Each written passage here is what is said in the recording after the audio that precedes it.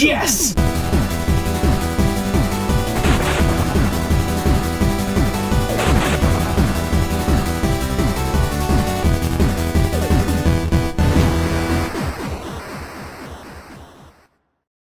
No More Heroes 2, Desperate Struggle of the Last Breath of the Mohicans of the Supper. Welcome to a brand new episode of The Completionist. And today, guys, we are looking at a sequel at a game I've already reviewed before in Season 1 of The Completionist. And we're going to make sure this time around, hopefully, they've listened, they went ahead, and they fixed all the little things that were wrong with the first one. So, let's hope there was no struggle with it. Well, we need to have a struggle. No, let's hope it's not desperate. No, we don't want to. No. USA.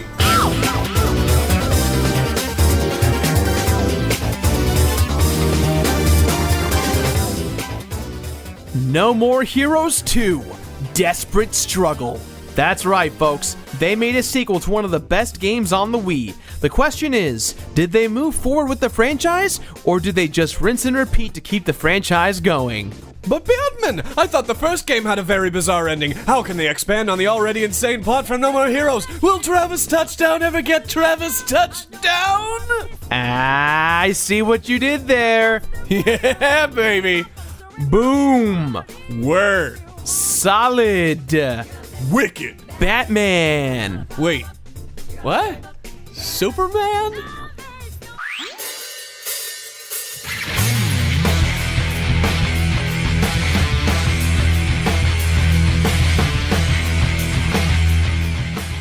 No More Heroes Desperate Struggle stars our familiar protagonist, Travis Touchdown, whom is heavily based on Johnny Knoxville of Jackass. Honestly, there's no point in watching a video about a sequel without having watched the first. So go ahead and get familiar with the first game by clicking here to watch our review of it. Don't worry, we'll wait. We're not gonna wait. Yeah, we're not. Time is money, friend. 3 years have gone by since Travis climbed to the top and became #1 assassin in the UAA. Shortly after becoming #1, Travis disappeared into the ether. It was as if he evaporated through the walls.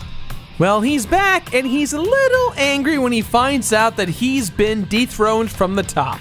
What's worse is that the UAA, for as scamish as it was from the first game, has now become an official established organization because of Travis's infamy. Word got out about his legendary status as the Crownless King, and suddenly everyone and their moms wanted a piece of the action. Wait, so if Travis was #1 and then he left, where does that put him? At the very bottom. Alright, so that means, what? Rank 10, 11, 20? 51st. What? It's not as bad as it seems, trust me. We'll get to that later. So if Travis goes back to Send to Destroy and wants to join back into the UAA, why should he care?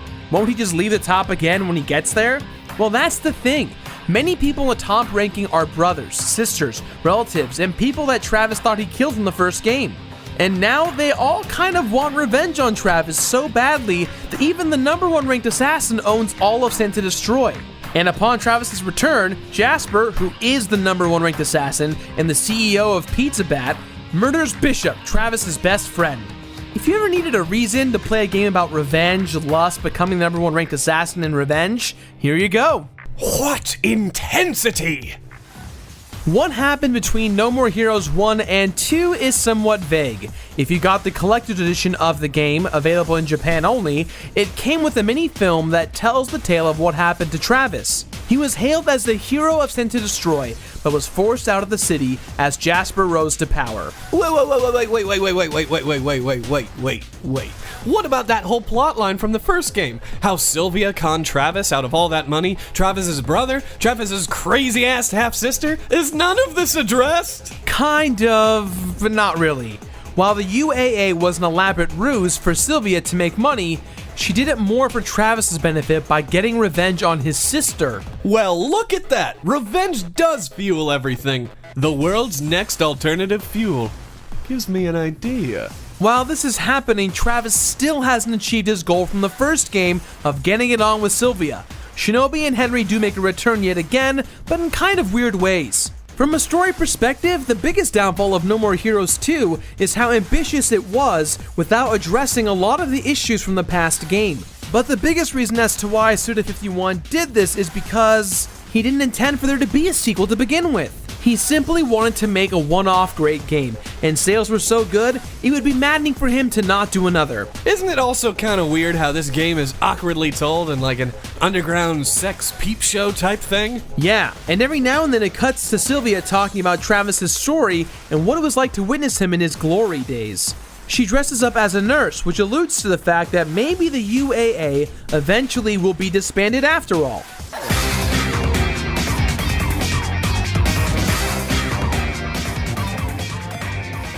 No More Heroes 2 made a lot of great changes to cut the fluff out of the first game. For starters, the entire use of the free-roaming overworld is gone. Cut entirely. And I'm okay with this. As much as I love driving around in the first game, there's no real reason to do that when all you need to do is go to a single specific location. Instantly, you can travel by pressing the name of the area you want to visit, and boom, you're there. Done. Let's have a moment of silence for the wheelies. That's enough. All of the side quests from the first game that were incredibly tedious, boring, and not worth the time have been revamped with fun 8-bit classic-style games. These games are short, fun, and are meant to give you quick cash, and the cash is not required for story progression, which is another appreciative change. Cash is only used to purchase items like clothing and training to make you stronger. The theme from the first game is back, and yes, it's still amazing in case you were wondering. Tons of remixes of the theme have been brought into the game, which is quite nice. The soundtrack for Desperate Struggle features tons of well-established Japanese bands. I personally don't have a connection to the new music, but I'm sure tons of people do. Graphically, No More Heroes 2 does look better, but at times the frame rate does suffer. Some of the scenes from the first game look better than a lot of the scenes in Desperate Struggle. And let's be real, not much can be improved when it's using the same engine as the first game. Same engine, huh? Tired of that old inefficient engine?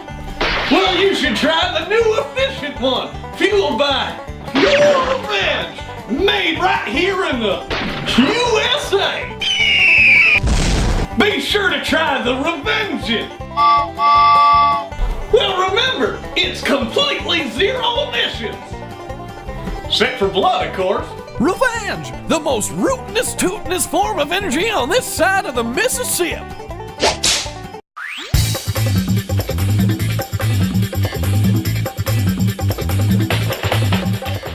As I said before, No More Heroes 2 cuts the fat from No More Heroes 1 in a great way.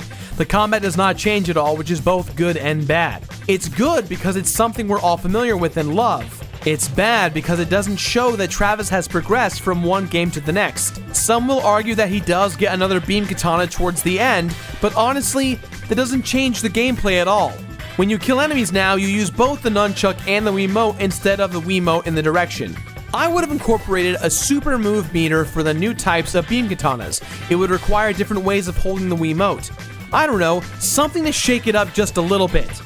The slot machine bonuses are back and are as hilarious as ever. You can get bonuses that slow down time, kill everyone around you in a one-hit AoE, throw fireballs, and my favorite one, that turns you into a freaking tiger. You can turn into a tiger? This is seriously one of the funniest and coolest bonuses ever. Suddenly, a man holding a chainsaw just falls over in fear for his life as a tiger just pounces and mangles him. I think there's only one thing that can make this even funnier. Tiger mangling montage to the sweet soothing sounds of Lou Bega? You know me too well, Greg. A little bit of Monica in my life, a little bit of Erica by my side, a little bit of Rita's all I need, a little bit of Tina's what I see, a little bit of Sandra in the sun, a little bit of Mary all night long, a little bit of Jessica, here I am, a little bit of you makes me your man.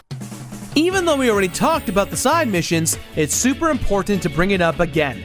By modifying them, Suda51 showed that he listened to his critics and wanted to adapt a bit.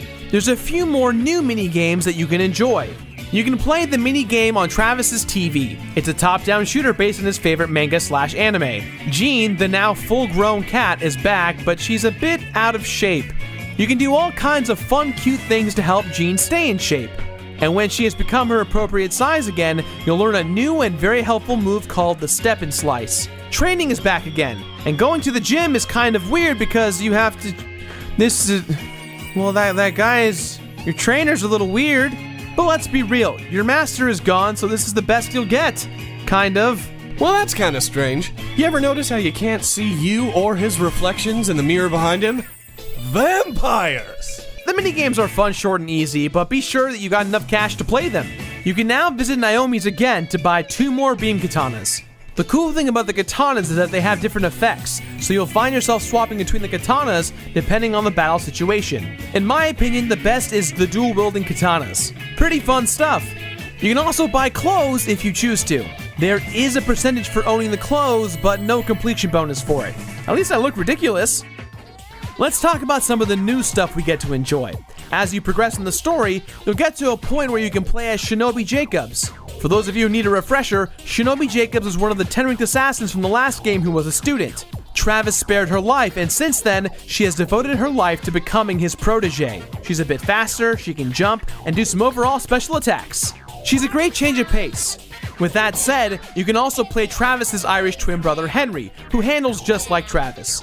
Yet, instead of doing wrestling maneuvers, he has a quick dash. The unfortunate thing about playing as Henry is that you can only play him for one boss fight. A big problem I have with this game is the enemies. First off, it seems like the AI actually has gotten dumber. Even on its hardest setting, this game is pretty easy. The second big thing is that these enemies need to learn something very important. Travis is known as the Crownless King, meaning he's very scary. Don't take bats and pipes to kill him. He will literally end them faster than Paul Walker's career. Chainsaws? A better approach. But if you bring a bat to a fight with a guy who uses a katana made out of a super-powered beam of light, you're just asking to be murdered. Well, you know what they say. Never bring a bat to a beam katana fight. You can find unlockable items that eventually fill up Travis's room. I know what you're thinking. Oh yeah, completion bonus for doing this too! Yet again. Nope. Speaking of completion bonuses, or rather lack thereof, after you've climbed the ranks a little bit, you can return to your motel, and at a certain time, you will be given 2 assignments. 1, you get to fight a rank challenge. Someone below you wants to fight, and it turns out that person is a huge admirer of Travis's work. A young schoolgirl. She's kind of adorable to fight. It reminds me a little bit of Darth Maul. I wonder why. The other assignment is that Sylvia finds out who literally murdered Bishop, and your task is in the form of 10 revenge missions. Kill, kill, kill your way to the top of the food chain in order to get your revenge. And your reward for this, besides satisfaction, you get the ability to not wear your jacket. Kind of lame. Must be pretty toasty outside. I got nothing. Usually in the review, I put the spoiler annotation at the final level section, but I'm going to put it here right now because from here on out, I'm going to be spoiling a lot of the endgame, so click that link. The most depressing realization about No More Heroes 2 Desperate Struggle is that at first you think, holy crap, 50 guys to kill to beat the game. That's going to be insane. Well, don't freak out just yet because really it ends up being about 10. On your quest, you encounter big gaps that just mess things up and cut corners. For instance, there's Charlie the football player and his cheerleading squad. This squad apparently is also included in the ranks underneath him. And when you fight them, they turn into a big Power Ranger type monster mecha situation thingy. Really cool, but that launches you from 50th to 25th. There's also a moment later on where the UAA wants to see some advancement in the ranks, so they do a battle royale. And what ends up happening is that someone from the first game that got murdered is back, and they just murder everyone to get revenge on you, which then launches you up a lot in the ranks. Henry and Shinobi also take care of some of the assassins too, so it kind of diminishes the length of the plot just a little bit.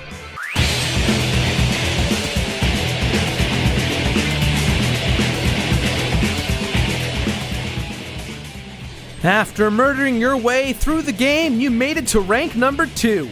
Travis has had enough with killing these assassins. After he murders Jasper, he's done and wants to dismantle the UAA. And then, out of the blue, it happens. It finally happens. Travis scored a touchdown, baby! Woo! Well, would you look at that. Travis finally gets to sleep with Sylvia.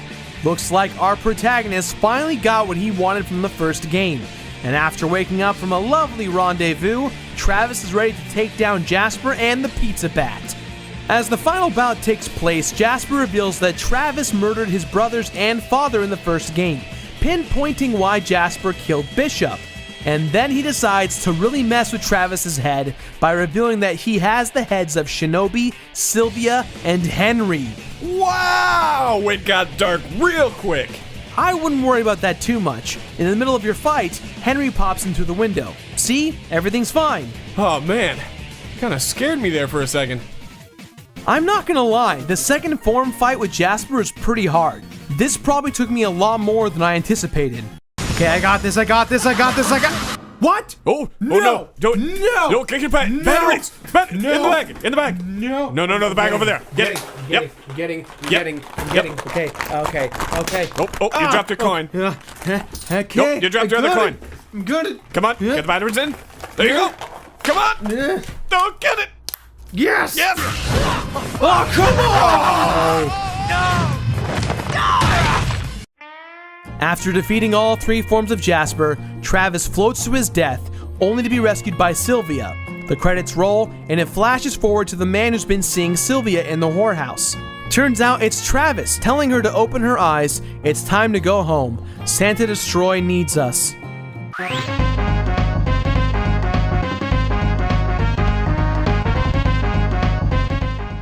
There's really not a completion bonus, but for beating the game, you unlock a Boss Rush mode. Beating Boss Rush mode does not really do much, so don't get your hopes up. Speaking of not getting your hopes up, beating the game on Binner mode also does nothing. Man, this game is just a constant disappointment to completionists everywhere.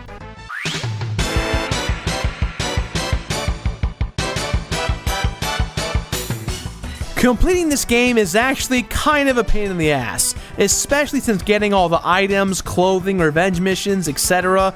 all lead to nothing important. In the end, I think you're just better off finishing the game for its story. Tiger montage? Tiger montage.